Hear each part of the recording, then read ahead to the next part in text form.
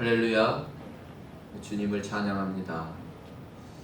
처음 2주로 계획했던 이 방송 설교가 한 2주를 더 할 수밖에 없는 그런 상황이 이르게 됐는데 참으로 안타깝고 참 어려운 그런 지경이지만 이제 곧 백신도 나온다고 하고 곧 끝날 것이라고 믿습니다.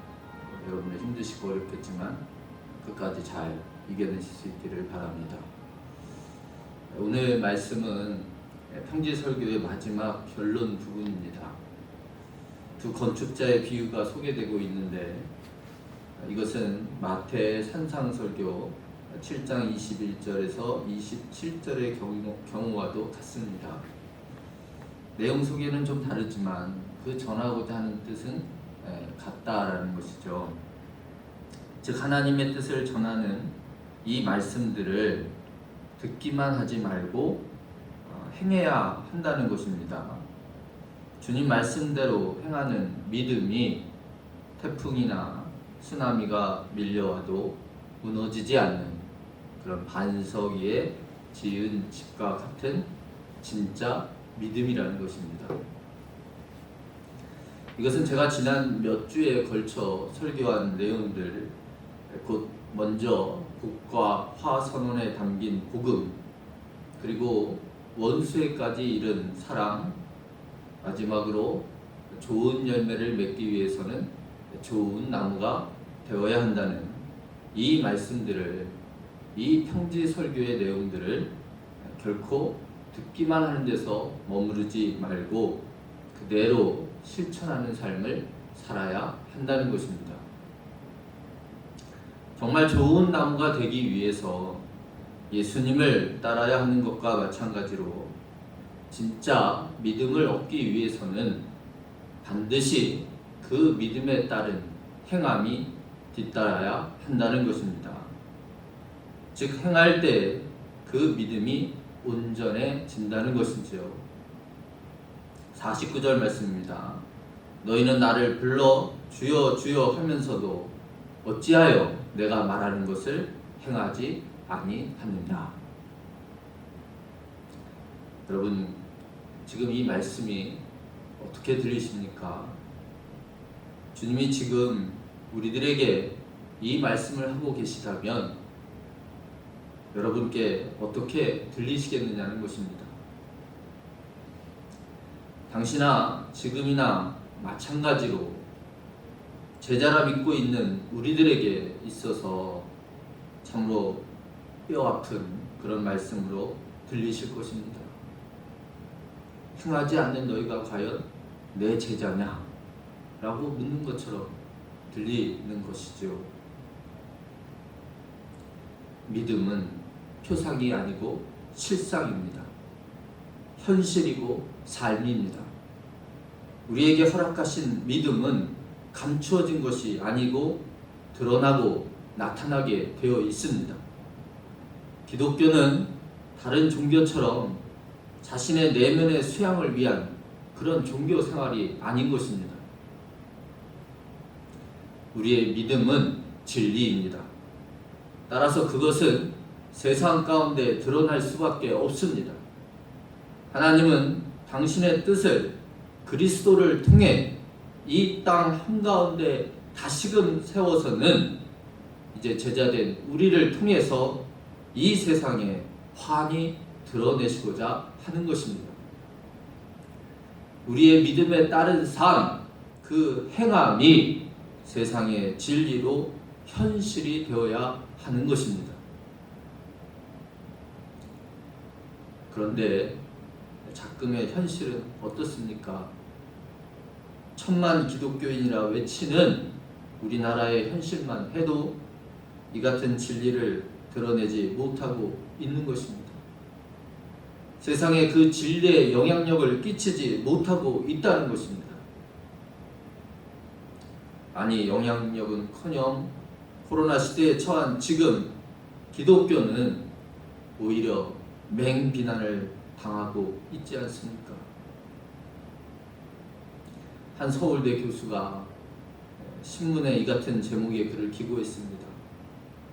한국 개신교의 유통기한은 남아 있을까?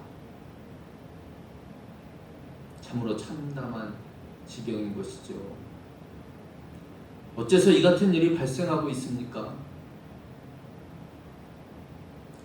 그야말로 분당 우리 교회 이찬수 목사님 말 맞다나 우리의 부끄러운 민낯이 드러나고 있는 현실이라 할 것입니다.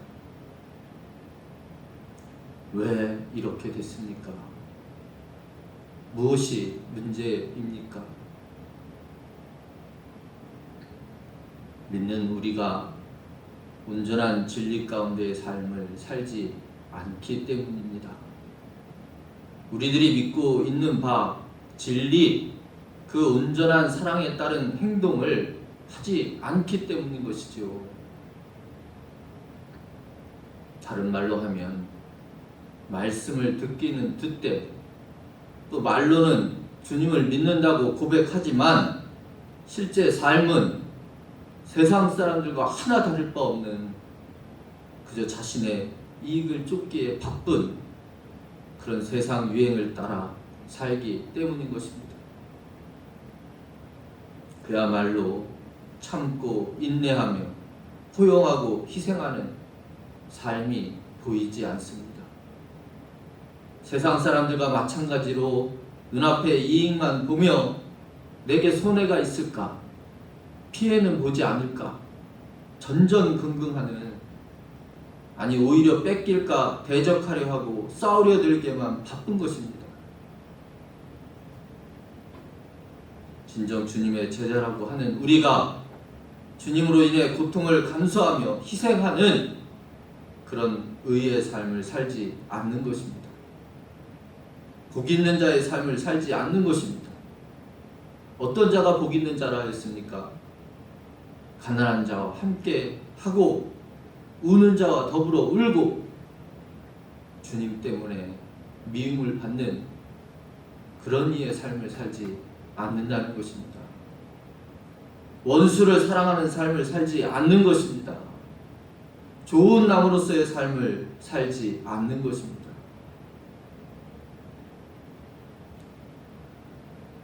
놀라운 하나님의 은혜라는 책 제목으로 국내에서도 유명해진 작가 필립 얀시는 이런 말을 했습니다. 교회가 더 좋은 길이 보이는 창문 대신 주변 세상을 그대로 비추는 거울을 들고 있을 때가 얼마나 많은가. 교회가 창문을 통해서 참된 진리의 길을 보여주어야 하는데 창문이 아닌 거울을 들고서는 세상이 거울에 비춰지는 대로 그대로 세상 사람들처럼 살고 있다는 것입니다. 오히려 과거 기독교가 소수일 때는 더 큰 영향력이 있었지요. 지금처럼 기독교당을 따로 만들지 않아도 됐습니다. 독립선언서를 낭독한 민족대표 33인 중 기독교인이 가장 많은 16명이었다고 하지 않습니까? 또 예전에는 교회가 예배당을 진다고 하면 주변에 교회 나오지 않는 이웃들도 와서 벽돌을 나르며 도와주었다는 것이죠. 제가 전에 있었던 율북교회도 동네 분들이 도와서 지은 그런 교회라고 합니다. 그런데 지금은 교회당을 건축한다고 하면 곱지 않은 시선은 물론이거니와 아주 대놓고 반대하는 일도 허다하게 보는 것입니다. 그만큼 한국 교회가 과거의 영향력은 다 어디로 가고 그 좋던 이미지마저 실추되었다는 반증인 것이죠. 점점 더 전도하기가 어렵습니다. 지금도 그렇지만 아마도 코로나 사태 이후로는 더 심각해질 것입니다. 현재 교회 구성원을 지키는 일마저도 버거울 수 있을 것입니다. 여러분, 어떻게 해야 할까요? 가뜩이나 우리나라의 기독교인은 매년 감소하는 추세인데 진정 어떻게 해야 한다는 말입니까? 이 심각성이 느껴지십니까? 왜 이 같은 현상이 일어났느냐 말입니다. 이미 대답한 바이지만 가장 근본적인 문제는 말씀대로 살지 않는 우리 그리스도인의 삶이 문제라는 것입니다. 이것은 죽은 믿음이라는 것입니다. 이 믿음으로서는 교회가 세상에 온전히 설 수 없는 것입니다. 그렇게 세상 유행 따라 세상 사람들과 다를 바 없이 넓은 길을 가고 있는 나 때문에, 그런 우리 때문에, 그런 교회 때문에 세상에서 주님이 욕을 먹는 형국인 것입니다. 그런데도 왜 우리는 여전히 이 길을 가는 것에 주저하고 있는 것입니까? 예수님은 원수를 사랑하라고 하였습니다. 여러분, 이것이 얼마나 좁은 길입니까? 원수를 사랑하라니요. 이 일을 행하는 일 그 자체도 어려운 일이지만 사람들은 또 어떻게 보겠느냐는 것입니다. 자기에게 원수된 사람을 용서하고 그와 더불어 살고 있다면 벨도 없고 속도 없다고 하지 않겠습니까? 또한 남을 나보다 낮게 여기며 남을 대접하는 삶을 우선으로 사는 사람들은 어떻겠습니까? 늘상 손해보며 사는 삶이 될 것이고 바보 취급받기에 딱 알맞은 삶일 것입니다. 요즘같이 경쟁적이고 약삭빠른 시대에 적응 못하는 어리석은 사람인 것입니다. 즉 말씀대로 하기도 어려운데 이같이 당장의 세상 평가도 좋지 못하니 더욱 움츠러들게 되는 것이죠. 주님의 말씀은 생각부터 이렇게 우리를 어렵게 하는 것입니다. 사탄은 우리의 마음의 생각부터 공격하는 것이죠. 실제로도 그 시작점은 크게 다르지 않을 것입니다. 사탄이 자신이 붙들었던 이가 뺏겨지는 상황에 가만히 있겠습니까? 더 득달같이 달려들 것입니다. 그래서 오히려 초반에 더 넘어지고 쓰러지고 하는 것이죠.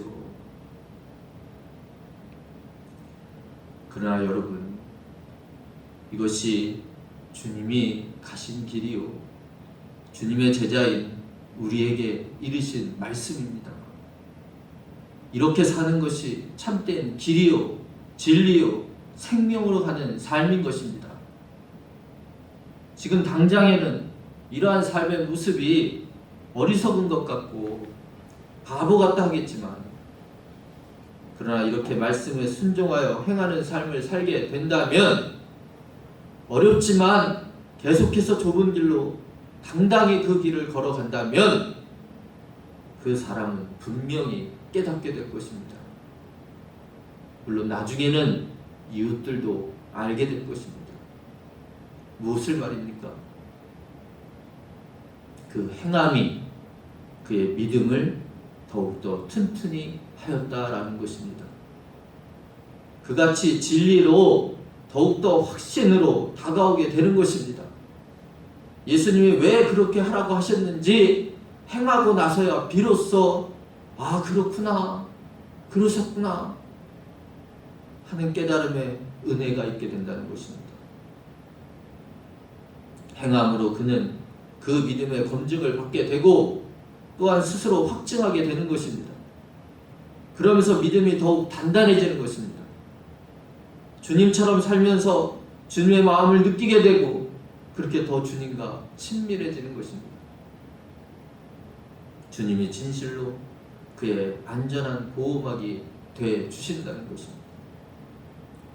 오늘 본문 48절, 49절이 그 말씀입니다. 다시 한번 보겠습니다. 말씀대로 행하는 자가 어떤가? 집을 짓되 깊이 파고 주추를 반석 위에 놓은 사람과 같으니 큰 물이 나서 탕류가 그 집에 부딪히되 잘 지었기 때문에 능히 요동하지 못하게 하였거니와 듣고 행하지 아니하는 자는 주추 없이 흙 위에 집 지은 사람과 같으니 탕류가 부딪힘에 집이 곧 무너져 파괴됨이 심하니라 하시니라. 듣고 행하는 사람은 그 믿음의 주추를 반석 위에 놓은 집과 같다는 말씀입니다. 그것이 언제 드러나냐면 탕류가 부딪힐 때인데, 곧 어려움이 닥칠 때인데, 그때 집이 어떻게 되는가로 알 수 있다는 것입니다. 듣고 행하는 믿음은 흔들리지도 않을 것이지만, 그렇지 못하고 듣는 것으로 믿음 생활을 다 했다고 하는 사람은 쉬이 집이 무너져 파괴된다는 말씀입니다. 보통 때는 드러나지 않지만 위기 상황일 때, 어려운 때는 그 믿음의 실체가 드러나게 되어 있는 것입니다. 그저 듣기만 하는 믿음 생활은, 그저 교회만 왔다 갔다 하는 신앙 생활은 어려움이 오면 곧 무너진다는 것이죠. 그러나 듣고 행하는 믿음은 그 믿음의 확증을 얻었기에 흔들림이 없는 것입니다. 반석 위에 지은 집처럼 탄탄한 믿음으로 드러난다는 것입니다. 아멘. 말씀에 깨달음이 있기를 바랍니다. 왜 나는 믿음에 확신이 없는가? 왜 이렇게 때마다 쉽게 흔들리는가?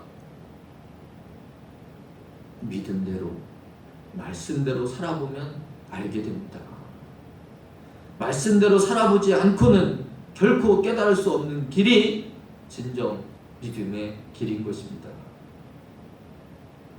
지금 당장에는 손해 같고 어리석은 짓 같고 바보로 낙인 찍힐 것 같아도 그렇게 살다 보면 어느 날인가에는 그가 정말로 인정받고 높여지고 세상을 변화시키는 영향력을 발휘하는 그런 인생을 살아가고 있음을 알게 된다는 것입니다. 그러한 증거자로 한국의 슈바이처라 불리는 고 장기려 박사님 같은 분이 계신 것이죠. 그분의 삶의 모토가 주님 위에 손해보고 주님 위에 바보되자라는 것이었다고 하지요. 아예 그분은 그럴 줄 알고 그것을 삶의 지표로 삼았다는 것입니다. 믿음의 길이 무엇인지를 분명히 아는 지혜를 가지셨던 것이지요. 여기 평범하지만 그러한 길을 간 또 한 사람을 소개하고자 합니다. 국민일보에 선한 이후 좋은 세상이라는 그런 제목의 기사로 소개된 최홍복 씨입니다. 5년째 환경미화원으로 일하는 최홍복 씨는 당시 나이가 68세였습니다. 매일 7시간씩 아파트 단지에서 재활용 쓰레기를 분류하고 음식 쓰레기를 대형 탱크에 옮겨 담는 일을 하지만 늘 감사의 웃음이 넘친다. 어렵사리 번 월급 50만 원 가운데 버스를 2번씩 갈아타는 교통비만 빼고 나머지는 모두 쌀을 사서 홀몸 노인, 소년소녀, 가장들에게 나눠준다.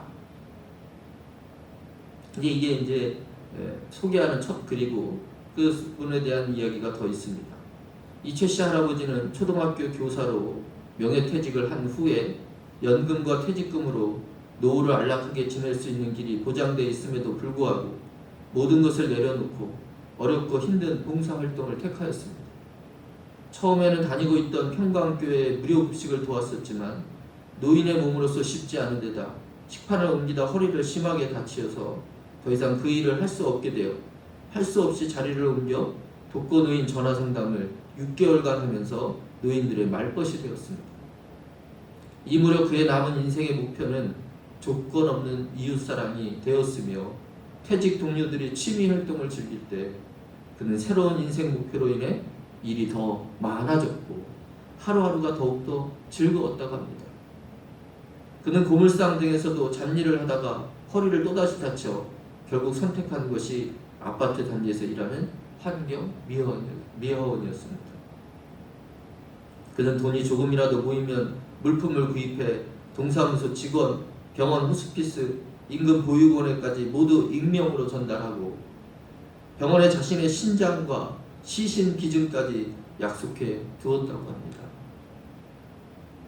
힘들지 않으시냐는 기자의 질문에 최씨 할아버지는 원래 천식과 위염, 디스크 등 온갖 질환이 있었는데 봉사활동을 한다고 뛰어다니다 보니 지금은 아파트 5층 계단 정도는 쉽게 오르내릴 만큼 건강을 되찾았다며 환하게 웃음을 지었다고 합니다. 믿음의 행함으로 진정한 진리 가운데 복을 얻을 것입니다. 하나님 뜻대로의 삶, 주님 말씀대로의 삶은 이렇게 우리에게 참된 기쁨과 소망, 감사의 삶을 더하게 하는 것입니다. 먼저 하나님 나라와 그의 의를 구한 삶에 모든 것으로 더하시는 은총의 삶인 것입니다. 또 갈라디아서 6장 9절 말씀에 우리가 선을 행하되 낙심하지 말지니 포기하지 아니하면 때가 이름에 거두리라고 말씀하였습니다. 이것이 믿음인 줄로 믿습니다. 내가 정말 믿는다면, 내가 예수님의 말씀이 진리라고 믿는다면 그대로 그 말씀대로 사는 것이 믿음 아니겠습니까, 여러분? 어째서 믿음 따로, 행함 따로, 신앙 따로, 생활 따로라는 개념이 생겨났는지 모르겠습니다. 행함이 없는 믿음은 죽은 믿음이라고 말했던 야고보의 말씀처럼 믿는다고 하면서 예수님의 말씀대로 실천하며 살지 않는다면 그의 믿음은 믿음이라 할 수 없는 것입니다. 그래서 죽은 믿음인 것입니다. 주님이 그렇게 분노하셨던 바리새인과 같이 말뿐인 외식하는 자의 모습인 것입니다. 디도서 1장 16절에 바울은 이렇게 말합니다. 그들이 하나님을 시인하나 행위로는 부인하니 가증한 자요 복종하지 아니하는 자요 모든 선한 일을 버리는 자니라. 사랑하는 성도 여러분, 우리 정말 이 두려운 시대를 분별하여 종말의 때가 가까이 왔음을 깨달아 깨어 기도할 수 있기를 바랍니다. 기도는 하나님 앞에 서는 것입니다. 그분 앞에서 각자에게 주어진 거룩한 고민이 있어야 합니다. 내게 주어진 사명, 내가 가진 달란트, 무엇을 위해서 어떻게 써야 주님이 기뻐하실까를 고민해야 한다는 것입니다. 언제까지 우리의 고민이 세상에만, 우리 자신에게만 적을 두어야 하겠습니까? 예수 전도단 청소년 사역 책임자였던 원 베네딕트 선교사는 그리스도인 청년들에게 이런 충고를 하였습니다. 우리의 목표는 사는 것이 아니라 주를 위해 죽는 것이다. 영원히 살려고 몸부림치지 말고 주님을 위해 어떻게 죽어야 할 것인가를 묵상하라. 돈을 위해, 명예를 위해 살다가 죽는 인생이 아니라 주님의 영광을 위해 살다가 죽을 수 있는 인생들이 되어야 한다. 주를 위해 살고 주를 위해 죽는 것이 우리 모든 그리스도인들의 삶의 목표인 줄로 믿습니다. 날마다 심판대 앞에 선다는 각오로 주님과 함께 그날에 다시 만날 주님을 위해 진정 거룩한 고민으로 행동하는 나의 삶, 나의 생활 일거수일투족이 되시기를 주님의 이름으로 축원합니다. 아멘. 기도하겠습니다. 거룩하신 주님, 진정 주님을 본받을 수 있기를 원합니다. 주님 말씀대로 따르는 것이 바로 그 길을 가는 길인 줄로 믿습니다. 아버지 하나님, 참으로 부족하고 어리석은 저희지만 그저 주님 말씀에 순종하여 네 대답하고 주님만을 따를 수 있는 우리 성도들이 다 될 수 있게 하여 주시옵소서. 주님 다시 올 때 믿음을 보겠느냐 하였는데 우리가 보여드릴 믿음은 순종의 믿음뿐인 줄로 믿습니다. 그저 주님 가신 길을 아버지여 힘들다 어렵다 하지 않고 고지급대로 따라가는 믿음, 그것이 바로 우리가 천국 가는 길이요 생명의 길이요 참된 진리를 세상에 전하는 길인 줄로 믿습니다.